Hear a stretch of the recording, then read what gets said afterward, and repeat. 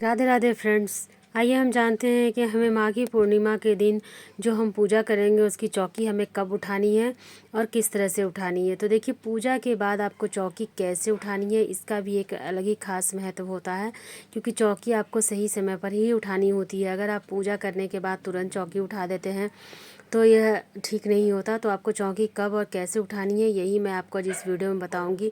तो माघी पूर्णिमा के दिन जब हम पूजा कर लेंगे, उसके बाद जब दीपक ठंडा हो जाएगा, पूरी तरह से दीपक ठंडा हो, यदि अखंड जोत जलाते हैं तब तो वो 24 घंटा तक जलते ही रहेगा। यदि आप अखंड जोत नहीं जलाते हैं तो दीपक ठंडा होने के बाद सबसे पहले हम प्रसाद उठाएंगे। तो जो भी भोग प्रसाद हमने लगाया है वो भोग प्रसाद उठाकर हम सभी अपने घर के सदस्यों में बांट देंगे, प्रसाद खा लेंगे। इस तरह से हमें सभी भोग प्रसाद उठा लेना है। उसके बाद देखिए हम क्या करेंगे कि जो भी हमने पूजा में सामान चढ़ाया, जैसे जनेऊ, यदि आपके घर में कोई जनेऊ पहनते हैं तो ठीक है, नहीं तो आप इसे किसी मंदिर में दान कर दीजिए। इस तरह से आप जनेऊ को उठा लीजिए। जो भी प्रसाद है, फूल वगैरह है, सभी को हम एक जगह इकट्ठा कर लेंगे, क्योंकि फूल बहुत ही शुभ होता है, इसे पैर नहीं लगना चाहिए। तो आप इसको किसी भी पवित्र नदी में विसर्जित कर दीजिए या फिर घर के गमले में डाल दीजिए, बहुत ही जल्दी ये खाद बन जाएगा।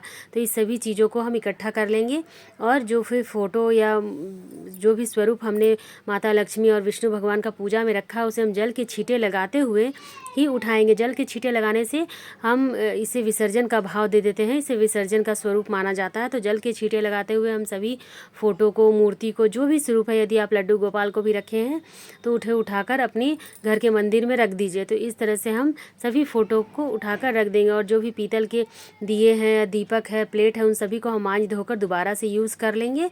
गणेश जी की मूर्ति है, फूल है, सभी फूल को हम इकट्ठा करेंगे। इन सभी चीज़ों को हम अपने घर के मंदिर में वापस से विराजमान कर देंगे। जहाँ भी आप इन्हें रखते हैं उन्हें बहुत अच्छे से रख लीजिए, उठा लीजिए। सभी फूलों को हम इकट्ठा रख लेंगे। ये जो पान पे प्रसाद चढ़ाया था हमने, दक्षिणा हम मंदिर में दे देंगे या फिर किसी भी गरीब को दान कर देंगे। उसके बाद देखिए, हमने जो प्लेट में जो चावल रखी है, सभी फूलों को इकट्ठा करते हुए हम जो प्लेट में चावल रखे हैं, इस सब चावल को हम इकट्ठा कर लेंगे, क्योंकि चावल को भी हमें एक जगह इकट्ठा कर लेना है। और जो ही चीज़ें रखी हैं हमने, देखिए यहाँ जो हमने हाथ में जो वस्त्र स्वरूप कलावा चढ़ाया था, इसे हम बच्चों के हाथ में बांध देंगे, क्योंकि ये भी भगवान का आशीर्वाद ही होता है। तो इस तरह से जो भी चीज़ें हम चढ़ाएंगे सभी चीज़ें इकट्ठा कर लेंगे और हम इसे खाद स्वरूप डाल देंगे।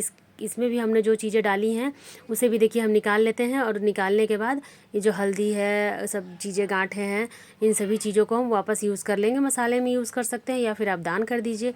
जो जल है इसे हम घर में छींटे लगाते हुए, कि भगवान का आशीर्वाद समझते हुए मैं जल को पूरे घर में इस जल का छींटा लगाएंगे और बचे हुए जल को हम पौधों में सींच देंगे। लोटे में जो हमने बांधा था कलश में, उसे भी हम खोल लेंगे और लोटा को वापस मांज कर धोकर फिर से हम किसी पूजा में यूज़ कर सकते हैं। अब देखिए, जो हमने चावल चढ़ाया था, जो चावल हमने कलश के नीचे रखा था और जो चावल हमने पूजा में रखा था, सभी चावल को हम इकट्ठा कर लेंगे और इसे हम किसी को दान कर देंगे। तो देखिए, दान आपको कम से कम इतना करना है कि आप इससे 2 वक्त का, मतलब 2 व्यक्ति का खाना हो सके। ये सभी चीज़ों को हम मंदिर में दान कर देंगे या फिर किसी भी गरीब को दान कर देंगे।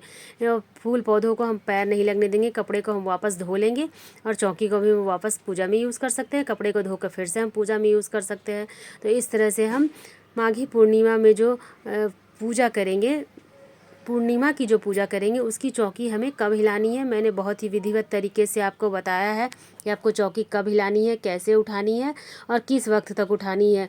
इस तरह से आप पूजा कीजिए और पूजा की चौकी उठाइए। बहुत ही सरल तरीके से मैंने आपको बताया है। राधे राधे फ्रेंड्स, फिर मिलेंगे अगले वीडियो में।